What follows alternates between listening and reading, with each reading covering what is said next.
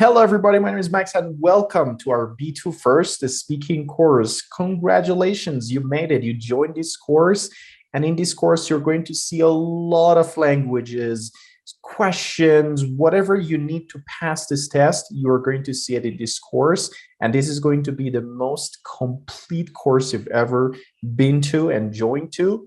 And you're going to learn everything together here. So in this particular lesson, we're going to learn about part 1 of the speaking test, specifically B2. And we're going to learn everything about part 1, what things we expect in part 1, what type of questions they are going to ask us, and what things you have to do throughout the test in part 1, and everything basically about part 1. So without any hesitation, let's start. All right, so let's begin with the introduction to speaking. So as you remember, and we talked basically, let's say in the previous videos that you've been watching, we talked about that the speaking section is going to be 4 parts. Basically, the time is going to be around 15 minutes. And also, we talked about all the criteria of the test. We talked about different things that you are going to be tested on, such as discourse management, language, pronunciation, interaction. If you haven't watched the previous videos, please do go and watch those videos. Definitely, it's important to learn about the criteria of the test. You need to know what the examiners are looking for in order to get the full score. If you haven't watched those videos completely, please watch them to learn about discourse management, language necessary, pronunciation, interaction, and everything, to know what it means when we say, for example, discourse management, coherence, or everything. So I have explained them all in the introduction section. You can go back and watch them and learn about them. If you have watched them, so we can move on and we can go to the next part, which is related to the dynamic of part 1. Now, in part 1, what we expect in part 1 is that, first of all, not just part 1, in all parts of the exam, the dynamic of the test, the things that we expect to see throughout the room when you walk inside of that room, the things that you will see is going to be this. First of all, in that room that you're going to take to test is going to be you, another candidate sitting next to you, and there's going to be 2 examiners in the room. One examiner is just sitting somewhere, for example, the corner or somewhere, and she's just or he's just taking some notes. So he or she is not going to talk to you, just going to say hello, and that's it. And the other examiner is sitting in front of you. And that examiner is going to ask you a couple of questions, or let's say all the questions throughout the process of the exam. He's going to ask you questions in part 1, 2, 3, and 4. Now, remember, this test, as we mentioned earlier, in some part of the test, you need to talk to the examiner, the one that is sitting in front of you, not the one that is taking notes. And some part of the test, you need to talk to the other candidate. Now, our focus in this video is about part 1. So let's see what things we have to consider in part 1. Who should we talk to? What kind of questions we expect to? And everything about this. Now, before talking about any of those tips, one main tip, if I want to give you in this part, is to learn that you should never leave dead air. Now you might say, what? Dead air? What is dead air? I'm going to speak, listen to me, and see how dead air is going to affect my speaking. For example, you told me or you asked me, Max, where did you go yesterday? And I want to answer your question. I say, yesterday, I went to, you see, this is called dead air, silent moments, moments that I'm not talking, I'm thinking, a lot of pauses between the words I'm saying. These are called dead air and silent moment, pauses. And you have to control this. You should not have any dead air. Dead air is the worst thing ever that can happen to you throughout the whole test. So no dead air, no hesitation. Now you might say, Max, how can I do that? So basically, if you learn how to answer the questions, which you will learn in this course, you're not going to have these dead air. But keep in mind that having dead air is going to be the worst thing ever. Now you might say, Max, if I forget a word, what should I do? Keep talking. Max, if I made a grammatical mistake, what should I do? You can come back, fix it, if you realize you made that mistake, okay? If you didn't, just keep going. But if you realize, oh, instead of saying he has, I said he have, just go back, fix it, and try to move on. But if you just pretend that that didn't happen, well, the examiners can understand that. You're just trying to move on and you're not correcting yourself. So if you just realize, correct it, move on, keep talking. That's completely fine. And if you see nobody's smiling at you, oh my God, everybody is looking at me like I'm a criminal, no problem. Keep talking. Who cares? Dead air is the worst thing ever. So you just have to keep talking, talk. Even though you are making a mistake, some things are, let's say, wrong, not a problem. That will help a lot because that's way better than having dead air. Not talking is worse than talking. So remember, if you talk in a wrong way, it's better than not talking. Keep in mind. Now, don't worry. We're going to work on your language. We're going to help you to just talk better throughout the test. So it's not going to be like, oh, Max, I don't know what to say. Don't worry. You are going to talk without any problem. Now, let's see the things that we expect in part one. So basically in part one, as we mentioned earlier, we have questions about your life. These are called familiar topics. So familiar topics are related to you, your life. We're going to talk about what type of questions we expect, but basically the questions are about your life. Now, what you have to consider here is that you are not able to talk to the other candidate. You just have to talk to the examiner. You cannot just look at the other candidate, talk to him or talk to her. Not possible. You just have to talk to the examiner the whole time. The examiner asks you a question and you answer the question directly to the examiner.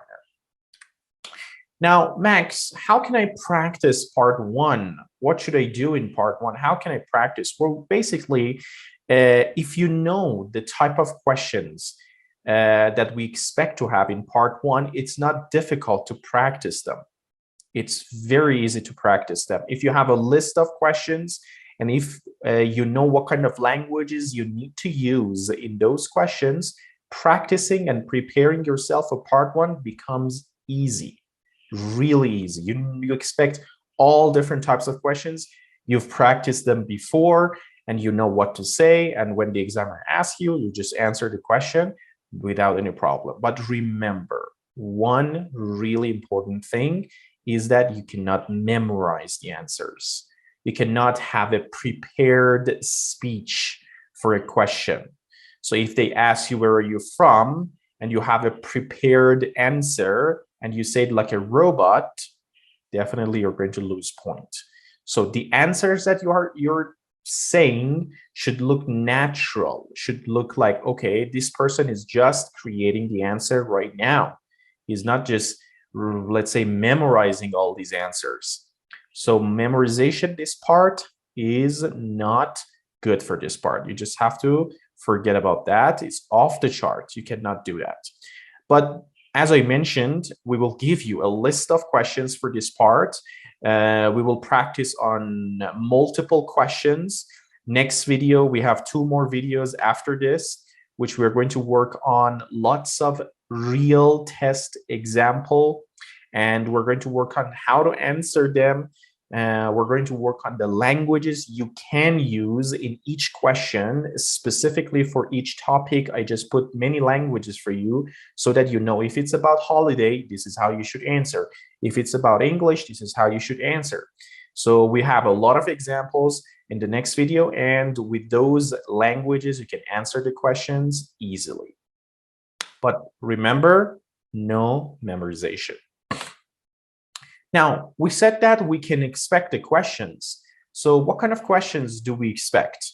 So the questions that we expect in these parts are about the place that you live, for example, where you're from, about your hometown. They can ask questions about your home, about your job, if you are working, about your hobbies, about your personality, your future expectations, and also sometimes could be some more advanced questions.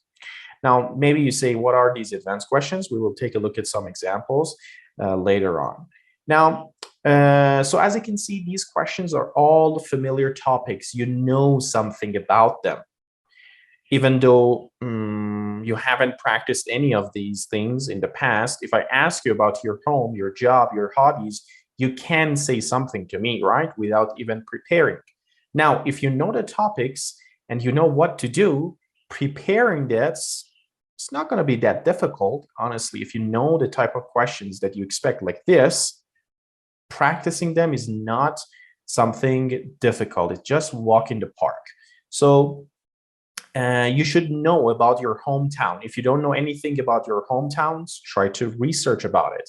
I cannot give you things about your hometown. You should try to find it yourself. Like, for example, you should find what things are, for example, let's say your hometown is famous for its food, for its musical festivals, for its, for example, I don't know, historical buildings, touristic areas. So there are some things I'm sure about each city in the world. There is something specific about that, which you can talk about it. If they ask you, what do you do in your, for example, what things we can do in your hometown, what things we can do in, for example, for example, you're from Barcelona. They say, what things we can do in Barcelona on the weekend? So you should know something about your hometown if your hometown is Barcelona, and you should know something about it and come up with some answers. We can do this, we can do that. Barcelona is famous for this, and it's famous for that, and we can do this, this, this. So you can talk about it easily. Or they might ask you about your home. Where do you live? What do you like about your neighborhood? What things are, for example, what good memories you have in your house. So they might ask you this type of questions about your job. What things do you like about your job? Tell us about the job. Tell us about your dream job. So these are the questions they might ask you about your job. Your hobbies, for example, they might ask you, tell me about the free time activities, tell me about your hobbies, what things are most enjoyable to you. So this kind of questions. Your personality, they might ask you about you, for example, are you the type of person who can do two things at once? Are you moody? Like this type of questions about your future expectation. Where do you see yourself in 5 years? Now, the question, where do you see yourself in 5 years? Some of you might say, okay, that's an interview question. But remember, anything that you say in part one can be imaginary. Not really crazy imaginary that the examiner says, oh, right, that's not true. But I mean, for example, if they ask you, where do you see yourself in 5 years? Just made up something. I want to be an engineer. I will see myself in a company where I work as a manager, blah, blah, blah, blah. Who cares? Just say it. Or how long have you been studying English? You don't remember how many years it passes, like 1 year, 2 year, 3 years. You don't know it exactly. Just made up a number. 3 years, 4 years. I've been studying English for 4 years, and then try to a little bit add more details to it. So factual informations are not really important. You can create some imaginary answers as long as it doesn't look crazy. They ask you, what have you done last, for example, summer, like, what did you do last summer? I went to moon. Well, definitely that's not an answer. I went to moon, so definitely that's crazy. I said imaginary, but not that crazy. You can say, for example, I went to another country, even though you didn't go, but that's fine. They're not going to just ask for evidence. So you can just make some imaginary answers as well, as long as it doesn't look crazy. and it looks good. Okay, the answer looks good, but because there is no correct or wrong answer, as long as your answer is related to the topic. They ask you about your job, you answer. Question is about job, so your answer should be related to your job. You cannot talk about your holiday and the answer that you're giving about your job. What do you like about your job? You hate your job, imagine, but you say a lot of things that you love about your job, and probably half of them are wrong or false, but who cares? Just say it. So that's what I'm saying. If you say, oh, I don't like anything about my job, no, that's not a good answer. You say, what do you like about your job? I hate my job. I don't like anything about it. Well, that's an answer, but do you think that the examiner can find something good inside of this answer? Do you think that, I'm not saying that's a bad answer. That's a correct answer, but this is not what the examiners are looking for. Even though you're saying it negatively, you can add lots of language to it, a lot of adjectives to it.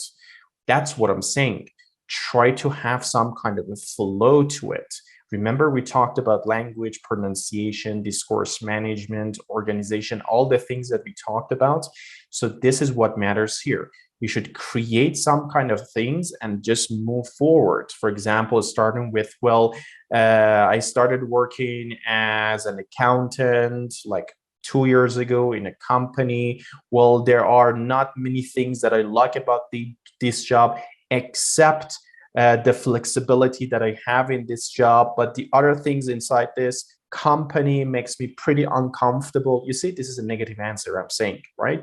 So again, even though I hate my job, I can just extend the answer, not saying a yes, no, or saying I hate my job. That's it.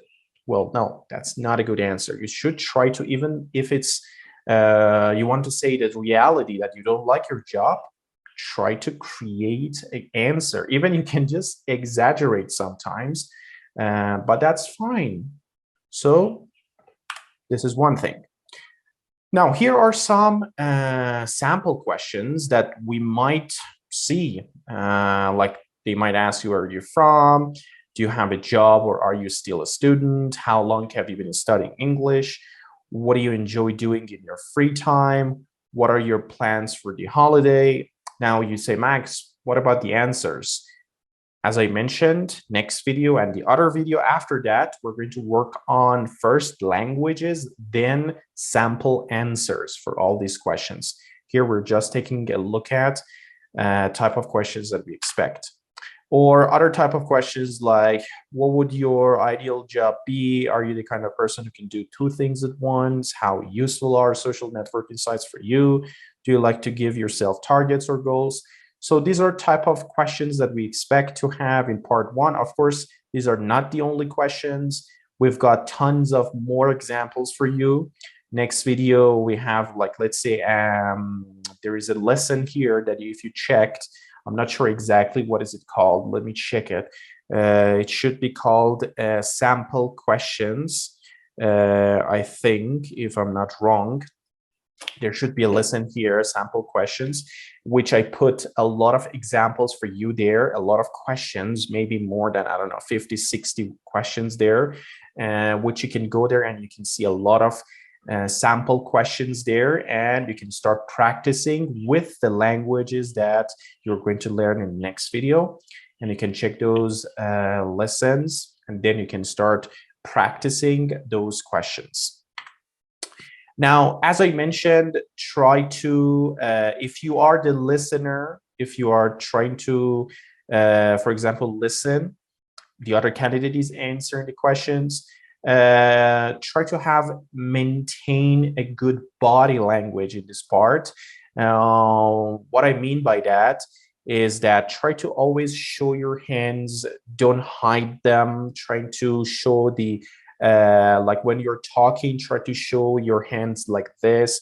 If you're talking, don't just hide them, try to put your hands on the table, not under the table. Do not hide them. It shows a negative body language that you're stressed out, you're nervous, and you can transfer these feelings to the examiner because this is subconsciously, so you don't need to talk. When you're doing something with your body, the other person can understand that. So try to have a positive body language. Try to smile. When the other candidate is answering the questions, try to a little bit turn, look at the other candidate, smile, and don't talk. Just try to listen, try to just smile, be interested in what they're saying.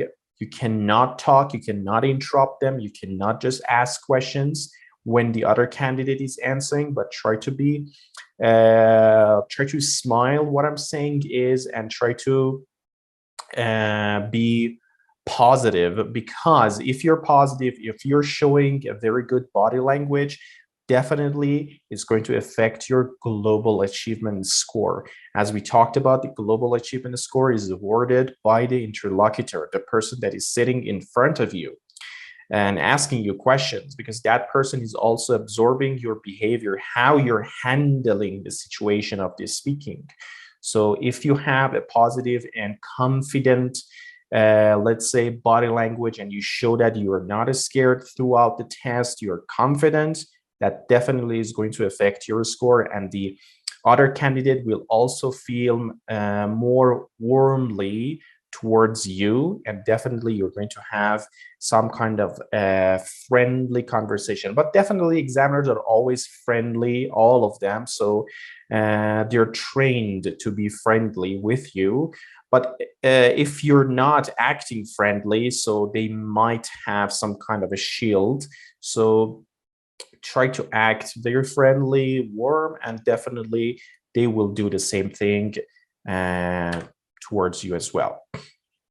Now, as I mentioned, be friendly, try to be polite when you meet the examiner, when you meet the other candidate, and always try to listen carefully to the questions. And if you didn't understand a question, you can ask. I'm gonna put some languages for that as well in the future, so you will see how to ask questions if you didn't understand, what things you can ask in case of not understanding. So don't worry about those languages, we've got it in the course. And also, when you're answering the questions, when the examiner asks you a question, try to look at the examiner when you're answering them. Don't look at the walls, don't look at the floor, your hands, your nails, the other candidate. No, try to focus on the examiner and try to smile and answer the questions, because that, let's say, eye contact that you have with the examiner, that is really important, and it's going to affect your score because it shows confidence. That's a very good body language to have.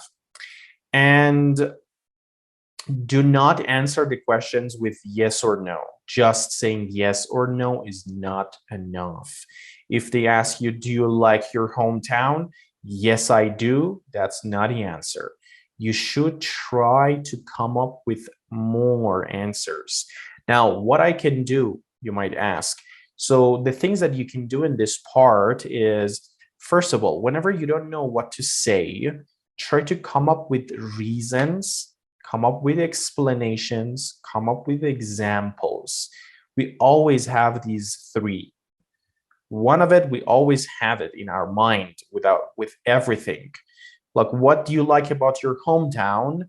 Well, think about an example, something that you really liked in the past and you did in your town and it was really fun for you and you really loved it. That's an example. And you can say it, for example, last summer I went to a part in my city, is called blah, blah, blah, blah. And I love that place. Why? Now you can come up with a reason why you like that place. And you talk about why you liked it, because of the atmosphere, because everybody, for example, there was friendly, blah, blah, blah, blah. So you try to answer with reason. So the reason comes after you try to a little bit talk about the example.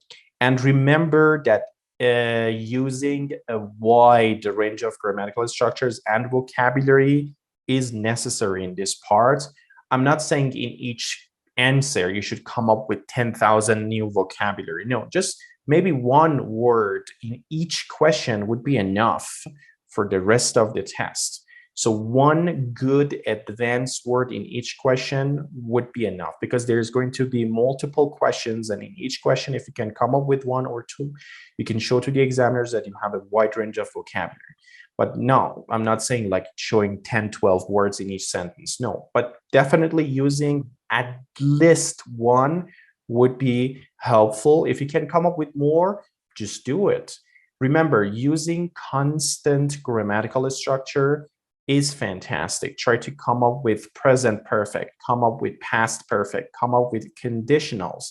They ask you, for example, a question, where would you go if you had, for example, $1 million?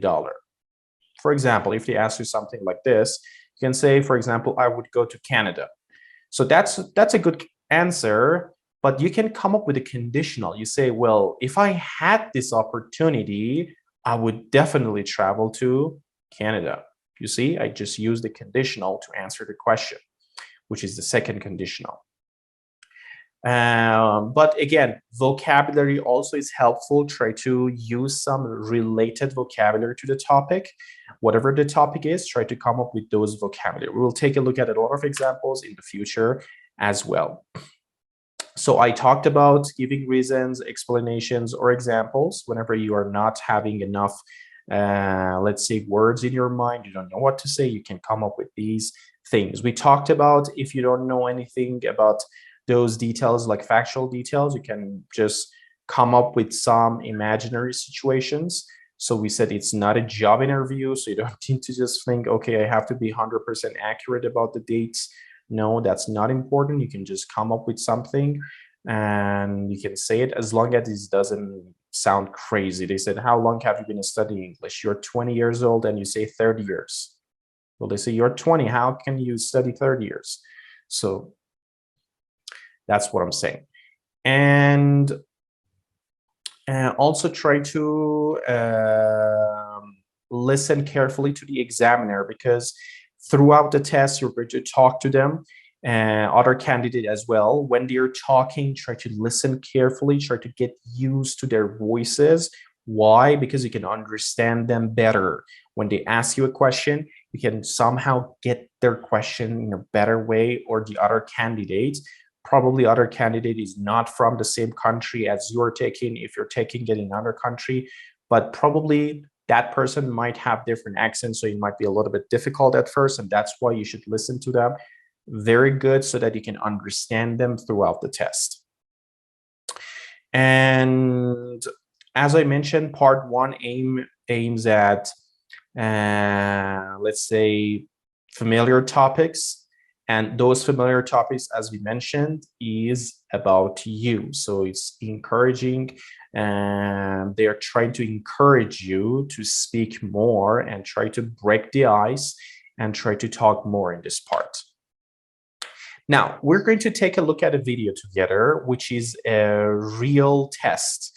And this video is captured by Cambridge.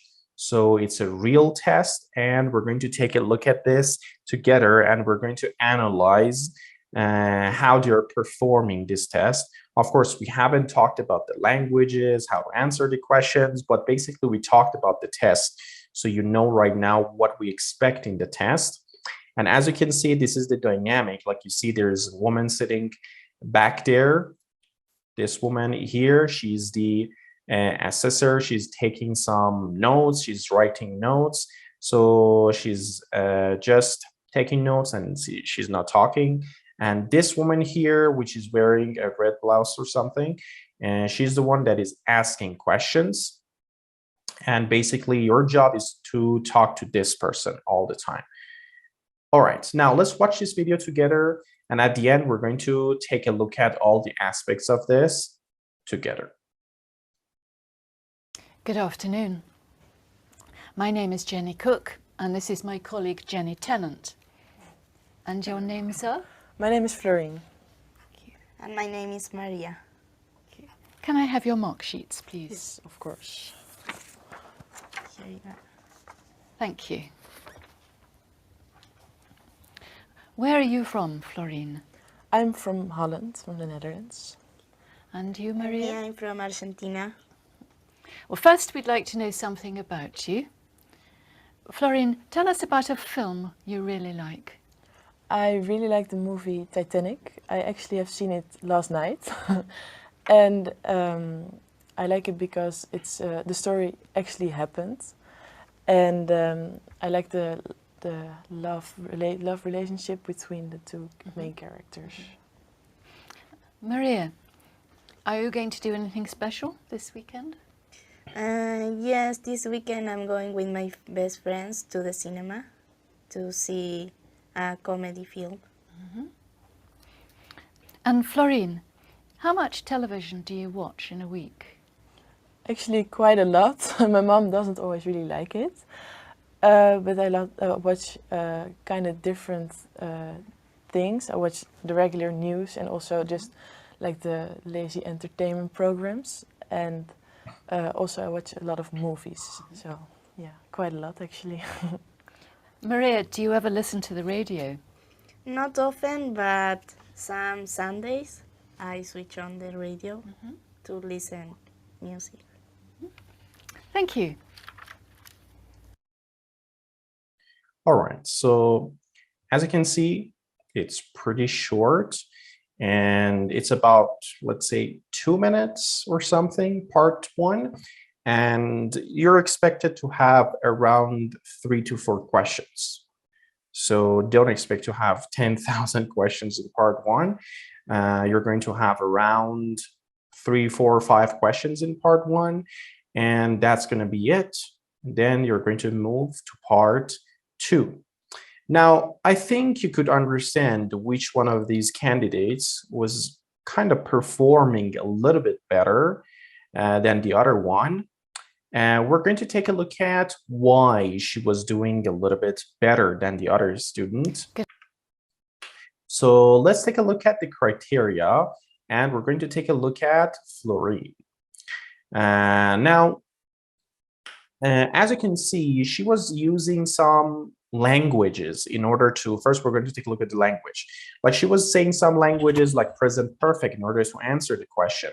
Of course, she used it wrong. She said, I actually have seen it last night, which is wrong. Last night, you cannot talk about a specific time with present perfect.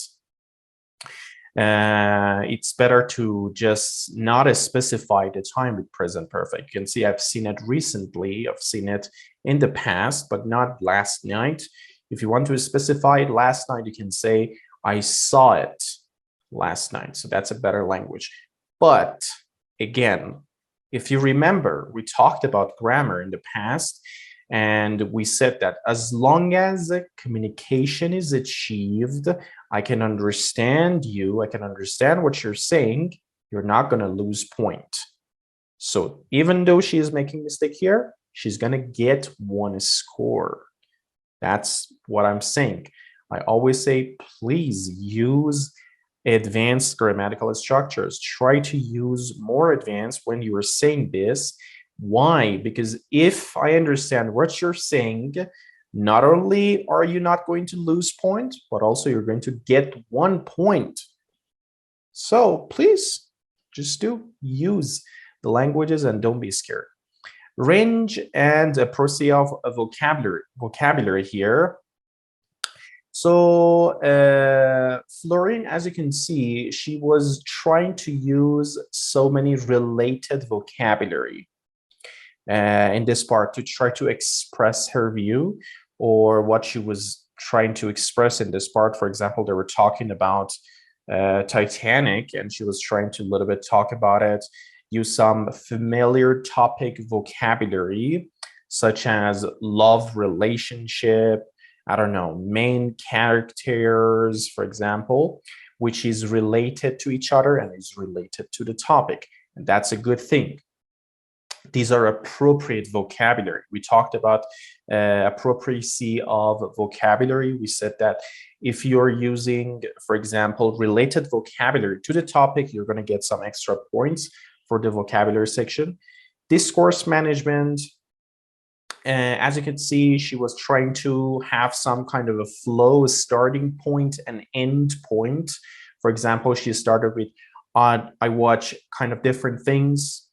So this is the starting point, and you say what, and she started to say, I watch the regular news and also just lazy entertainment programs, and also I watch a lot of movies. So you see, there is some kind of a flow, starting point and ending point to what she's saying, and that's a good thing. If you're just saying, for example, I watch movies, I watch a lot of different things. No, that's not good. So there's like you went to the end and just moved to the first again. So what is the flow here? I cannot understand. So it's better to start and just develop and try to just expand your answer. And that's what the examiners love, and you're going to get some good marks for discourse management. Now, in terms of pronunciation, we could see that her pronunciation was pretty good, pretty clear. Florine is almost always intelligible. Intelligible, we said, means clear, understandable. Also, intonation is generally appropriate. We will talk about intonation in the pronunciation course at the end of this course. If you want, you can just jump there and you can watch the video related to pronunciation, which is referring to intonation. And also sentence word stress is okay, is accurately placed. Individual sounds are pretty good, clear. There are some exceptional situations, such as, for example, the final S in characters, which was not really pronounced clearly, correctly. But again, these are some minor pronunciation mistakes, which overall not going to affect your score. If you're constantly making these mistakes, yeah, you might lose points, but just saying one thing wrong is not going to cost you point. But if you're just pronouncing all the S's like this, yeah, you might lose points. Also, the global achievement mark, which is referring to the interlocutor, is going to give you. Florine handled communications on the topics in the test with very little hesitation. So you can see that she was not thinking 2 hours. There was no dead air. She was not, no, that you couldn't see that. She was just trying to produce extended discourse with let's say extending her answers, try to just say more and try to be coherent as well, and try to using some appropriate linguistic resources to express her ideas. And that's what we really care in this part. And that's all about part 1. So this is, let's say, the basic information that you need to know about everything about part 1, how to answer the question, how the exam is going to look like, what kind of questions we expect to have in part 1. Now, next video, we're going to talk about the languages necessary for part 1. We're going to also work on lots of examples together. We're going to take a look at lots of vocabulary you can use in part 1. And definitely with those videos, you're going to be completely ready for part 1. And also remember, you have to practice. Just watching these videos is not going to be like let's say a miracle that tomorrow you're going to answer all the questions. No, definitely you need to practice with the things that we were saying. The best way of practicing it is with your cell phone. Just put your cell phone in front of yourself, record your voice, and see whether you are saying everything correctly or not. Listen to it afterwards and see whether you're doing the things that I'm saying in this course. All right, thank you so much for watching this video, and I'll see you in the next lesson.